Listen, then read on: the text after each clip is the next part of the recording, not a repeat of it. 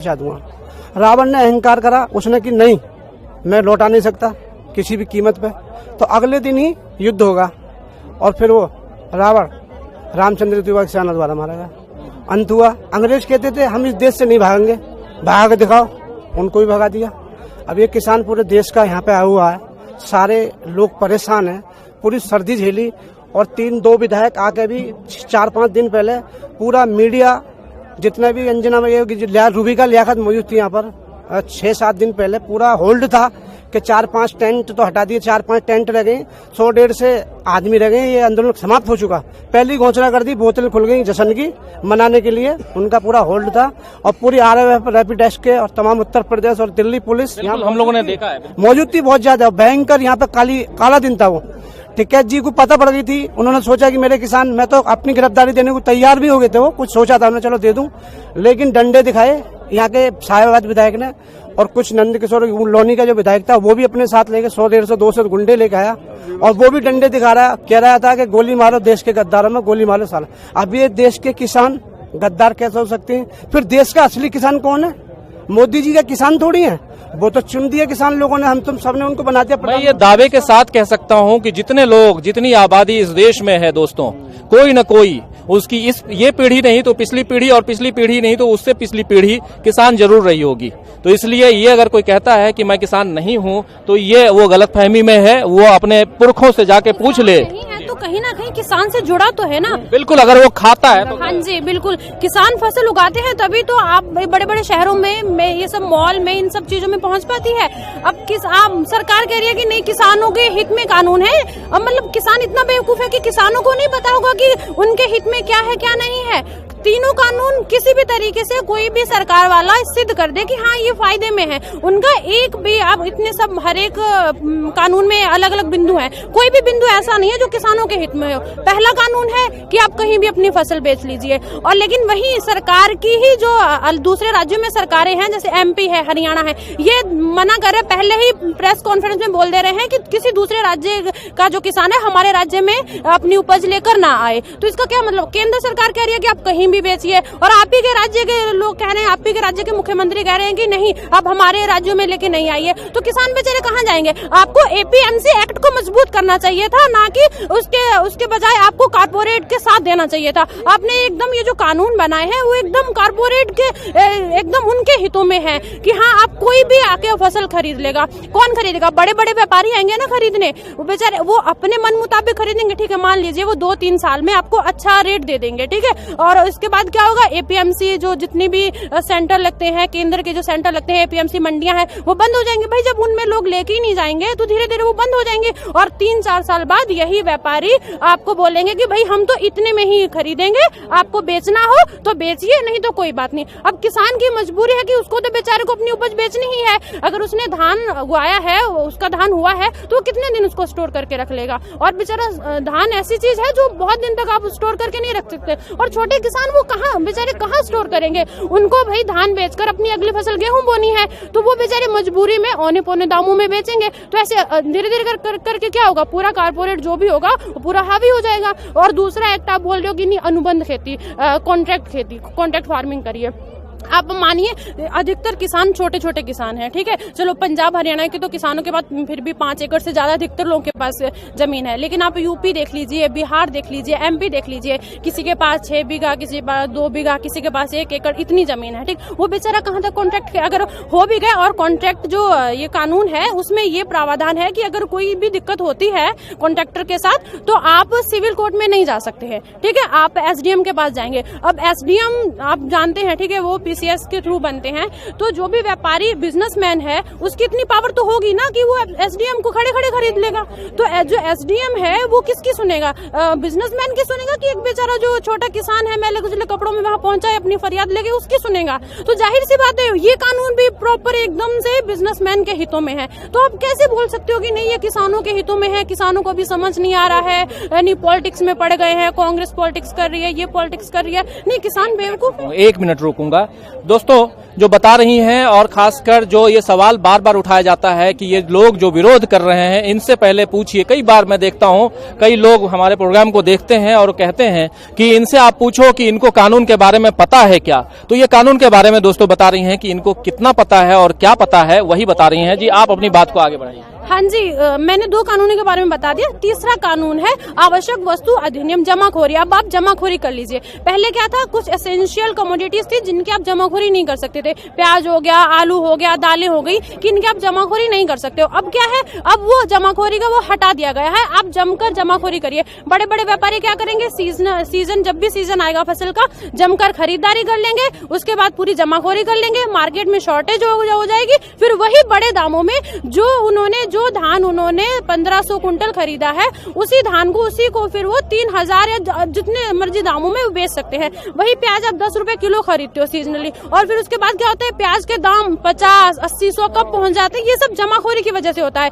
सरकार ने पहले जमाखोरी पे मतलब पाबंदी थी, और अब क्या, अब आपने हटा दी है। तो ये मतलब ये कहाँ से किसानों के हित में है। बेचारा किसान जब उसको जरूरत अपनी फसल बेच रहा है 10 रुपए किलो में, और फिर उसको बेचारे को 50 रुपए किलो में खरीदनी पड़ रही है, तो फिर ये मतलब ये किसान के हित में तो नहीं है ना।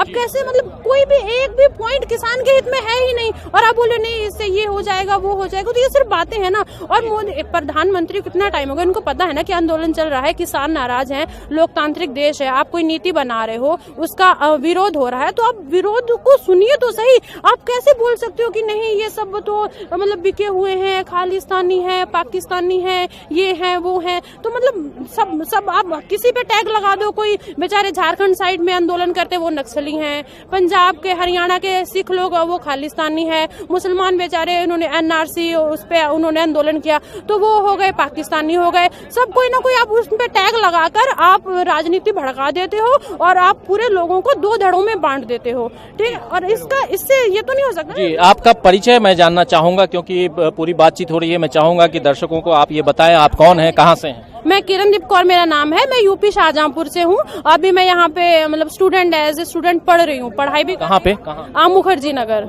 हाँ, दिल्ली से आज कैसे आई आप? आज मैं आई हूँ, हम लोगों ने अपना प्राइवेट में अपने भाई के साथ आई। यहाँ बॉर्डर पे तो रोक रहे हैं लोग। बॉर्डर पे रोक रहे थे, लेकिन हमने कैसे जैसे पूछ के, उन्होंने पूरा गड्ढा बकायदा खोद रखा था, मैंने पूरा उनका वीडियो भी बनाया, पूरा खड्डा खोद रहे थे, लेकिन हम किसी न किसी तरीके से छोटी छोटी पगडंडियों से होते हुए कूद फांद कर, उन्होंने पूरा सीढ़ी वगैरह लगाकर, बेचारे किसानी वहाँ पे लोग काफी वो जो आने वालों को मदद कर रहे थे, तो फिर हम उसी तरीके से सीढ़ी वीडियो उन्होंने लगा रखी थी, तो हम किसी तरह चलते। देखिए दोस्तों की लोगों को यहाँ आने से कैसे रोका जा रहा है, खासकर दिल्ली की तरफ से, ये हम लोगों ने भी देखा, इसलिए पूछ रहे हैं हम इनसे।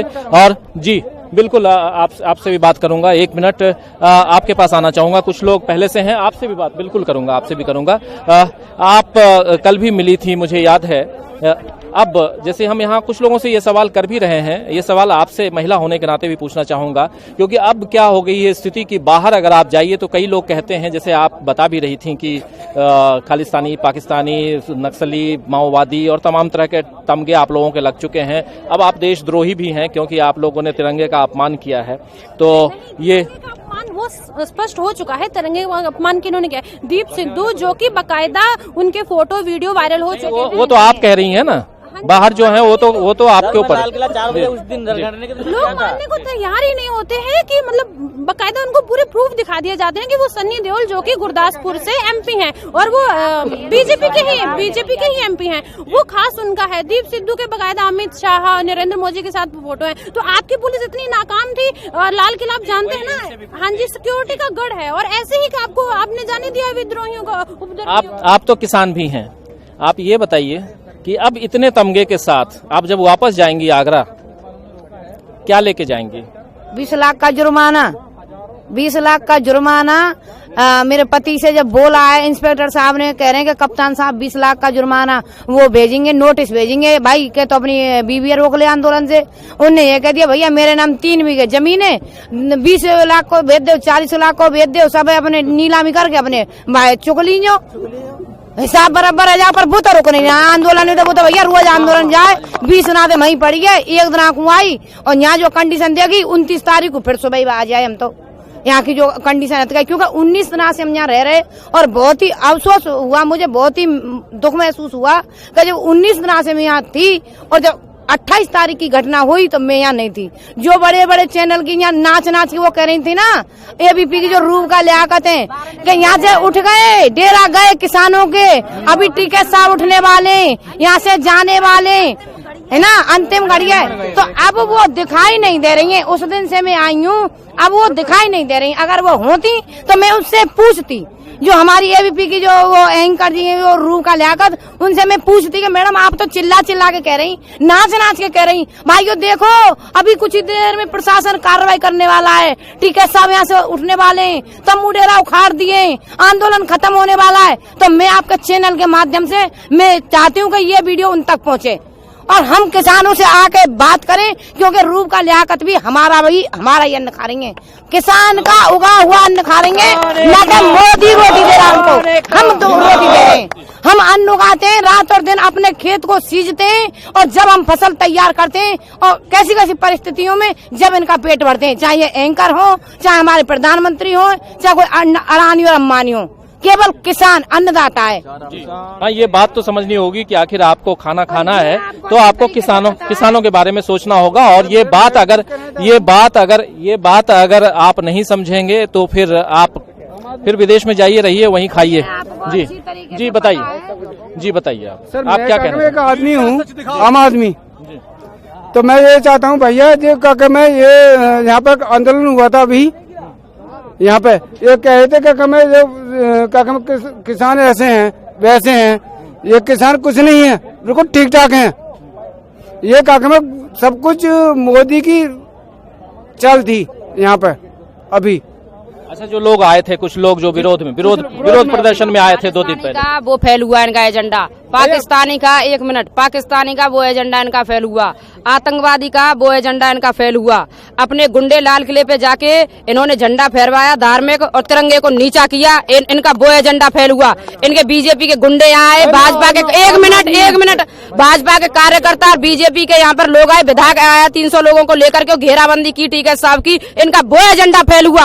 अब ये सोच रहे हैं जो टिकैत साहब के आंसू थे ना, उन्होंने आग लगा दिया हम सबके खून में, पूरे देश के किसानों के खून में। और अब ये आंदोलन इतना आगे जाएगा, अब सरकार पीछे हटेगी, किसान पीछे नहीं हटेगा। और इस सरकार की हार किसान जीतेगा, और इस सरकार को ये कानून वापस लेना पड़ेगा। और इसीलिए ये होल्ड करना चाह रही थी ताकि यूपी के विधानसभा चुनाव अगले साल, उसके बाद फिर लागू कर देते। लेकिन अब पीएम ने, नरेंद्र मोदी साहब ने कहा है कि हम तैयार है बातचीत करने के लिए, क्योंकि उनको 26 जनवरी के बाद से ये ताकत किसानों की दिखी। 28 तारीख से जो किसान आंदोलन का रुख बदला है, अब इनको लग रहा है कि ये किसान आंदोलन, ये किसान जाने वाले नहीं है। खालिस्तानी, पाकिस्तानी, आतंकवादी किसान को हर तरह से इन्होंने झुकाने की, कुचलने की, बदनाम करने की पूरी कोशिश की भाजपा ने, लेकिन ये हर स्तर पे फेल हुई है, नाकाम हुई है। और बीजेपी की साजिश बेपर्दा हुई है। इनकी जो साजिश थी ना किसान को बदनाम करने की, अन्नदाता की, ये लोग इतने की, मतलब हमारे पहले बड़े बड़े बोर्ड लगाते थे, बहुत हुआ किसानों पर अत्याचार। अब की बार मोदी सरकार, ऐसे बड़े बड़े स्लोगन इनका साथ दिया था मीडिया ने मोदी सरकार का, इसीलिए ये सत्ता में आए। और अब मीडिया इनके ये सारे चैनल बिके हुए हैं, सारे चैनल ये इसको मोदी की गोदी में बैठे हुए हैं सारे चैनल। अब 2 दिन से दिख नहीं रहा है कोई भी बड़ा चैनल यहाँ पे। उस दिन रूप का लियाकत, सारे बड़े बड़े चैनल थे, आंसुओं को देखो ढोंग कर रहे हैं, रो रहे हैं। इनके इमोशनल कार्ड खेला है टिकैत साहब ने। ये तो किसी की भावुक जो भावनाएं होती है ना, ये तो चैनल वाले स्टूडियो में बैठ के उसका भी मजाक उड़ाते हैं। इतनी नीचता पे उतर के आ गया भारत का मीडिया, इनको शर्म नहीं रही है, हद पार करती है। इनकी आंखों का पानी मर चुका है। ये करोड़ों में बिकते हैं, लेकिन कितना भी करोड़ इनको अंबानी दे ले, मोदी सरकार दे ले, उन करोड़ों नोटों से इनका पेट नहीं भरेगा। ये जो अन्नदाता है ना, इनके खेत से जब अन्न जाएगा पेट, तो ये उसी अन्न से भरेंगे, ना कि नोटों से भरेंगे। ये मोदी सरकार जितनी भी मोदी सरकार नीचता पे उतर रही है ना, अब इनके ज्यादा दिन नहीं है, 2022 में इनको रिजल्ट मिल जाएगा और उखड़ेगी ये रिजल्ट मिलेगा। सबसे बड़े भारत के राज्य उत्तर प्रदेश से ये नीचते पे आएगी। और अब पता लग गया है सबको पूरे देश की, और ये नहीं किसान जन जन आंदोलन बन गया, घर घर से आदमी आ रहा है, हर राज्यों से, हर प्रदेश से, हर जिले में पंचायतें हो रही हैं। इतनी आग लग चुकी है, क्योंकि इस आंदोलन का अब क्रांति इतनी बड़ी होगी, किसान क्रांति होगी। 1907 के बाद ये किसान क्रांति इतना बड़ा रूप लेगी कि इतिहास लिखा जाएगा इस आंदोलन का, किसान आंदोलन का। इन्होंने कुचलने की, इन्होंने किसान को बदनाम करने की, मतलब इतनी नीचता पे उतर के। बिल्कुल, ये एक ऐतिहासिक आंदोलन ऐसे भी है, ये इतिहास तो लिखा ही जाएगा।